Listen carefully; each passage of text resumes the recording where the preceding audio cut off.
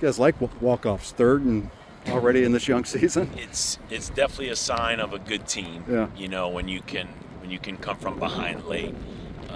But the message in the outfield is, winning will mask deficiencies, and it's my job. It's our job as coaches. It's our job as captains and leaders. We have to address some things. So I'd much rather address them after a win, and I think I got their attention. And I think the game tonight should have gotten their attention, but obviously believe in this group and see the upside and the potential. When you don't necessarily play a great game, you don't pitch a great game, you're not great offensively all the way around. We just didn't play a great game. But when you got offense and you got guys that can hit and you can score late, which is why the last 3 outs in baseball are some of the hardest 3 outs to get, because when good hitters lock in and when they're focused and everything, you got to earn it, and we earned it late. I just, got to address some of the things that went through in the earlier innings.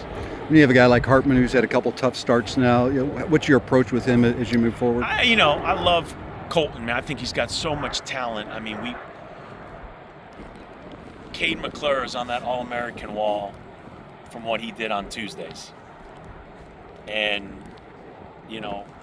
Drew Harrington's on the All-American wall for what he did on Saturdays. Like, you don't have to be the Friday night starter to be the best pitcher on a team or the best pitcher in the country. And he's one of those guys that felt like gave us a 4th, 5th, 6th starter. And I just, we just want to see him compete, trust his stuff. And he wasn't the only guy. That was kind of the theme tonight, the leadoff walks.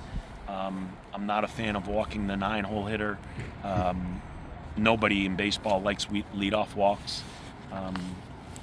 And it was just one of those bad mojo nights on the mound. But, we just got to keep working with Colton because he is super talented. But he's got to also make the adjustments and work through it. I mean, the only way he's going to run out there and trust his stuff is to be mentally and physically right. So that's the challenge for coaches and trying to find the right mixture there to help these guys be their best. Alex Garcia showed you he can hit a home run the other night, but he continually shows you how good he is with the glove. Just your thoughts on a couple of the defensive plays he had tonight. It's special. When you think of the catch he made at Texas crashing into the fence, the drop step catch he made tonight, I mean, that's bases loaded. That's going to rip our heart out. They got the bases loaded. We make a pitch and change. We strike a guy out. We're about to get off the field. Next guy could drop a ball. And I always say sometimes when you give up 2 runs, it feels like 4 runs because it was with 2 outs. And that catch kept us in the game. And I hope we do a good job marketing his defensive prowess so he can be considered as an ACC, defensive player of the year, like a Devin Hairston and a Levi Usher, and it's special. So I know he's that special. I just want the rest of the country to know. Throughout the game, not only just that play that he made the really great play to turn the double play up the middle, keep his foot on the bag. You had Pike made that great catch, turn and gun a guy down at third. I mean, the defense really kept you in the game early and in the middle innings to give your offense a chance late.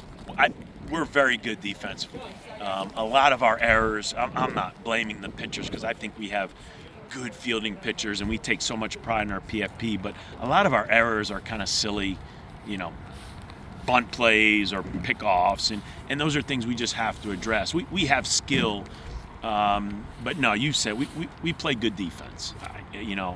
Where we rank in the country, and I'm not a big fielding percentage guy. It's about making plays when the game's on the line, and we show at times that we have the ability to do that, especially, immature kids or unprofessional kids drag their bat around and you see a drop-off in their defense. I can't accuse anybody yet of, now we got a lot of guys hitting well, but not everybody's hitting well. But we got a professional group. They run out on that field, man.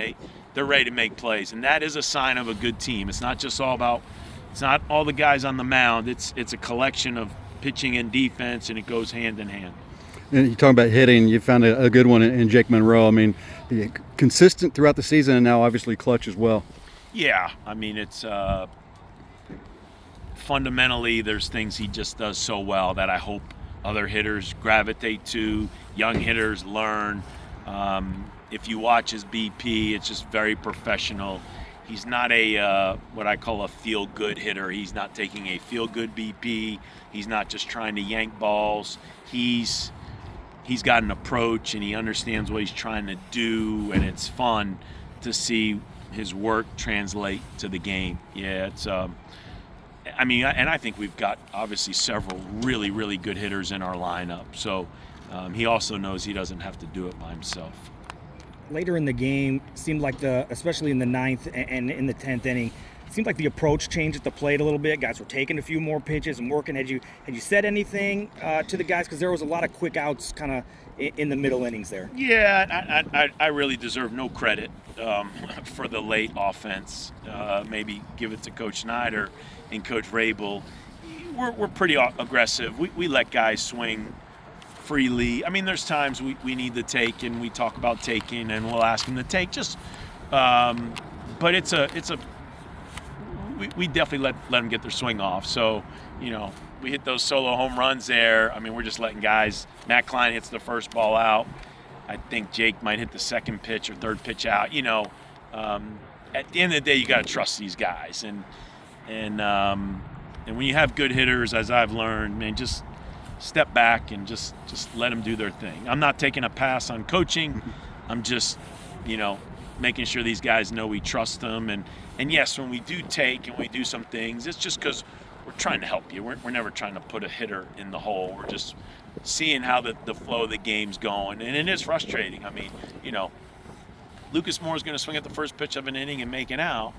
But when he swings at the first pitch of the hitting and gets a hit, and now you're about to put up a crooked number, you know, it's like, darn if you do and darn if you don't. I mean, it's just, there's no crystal ball in baseball. Just talk to hitters, trust hitters, and just, hey, man, we're here to help you. That was our message over the weekend. Be coachable. We're here to help you, and we'll address things as the season goes on. As you move to this, you know,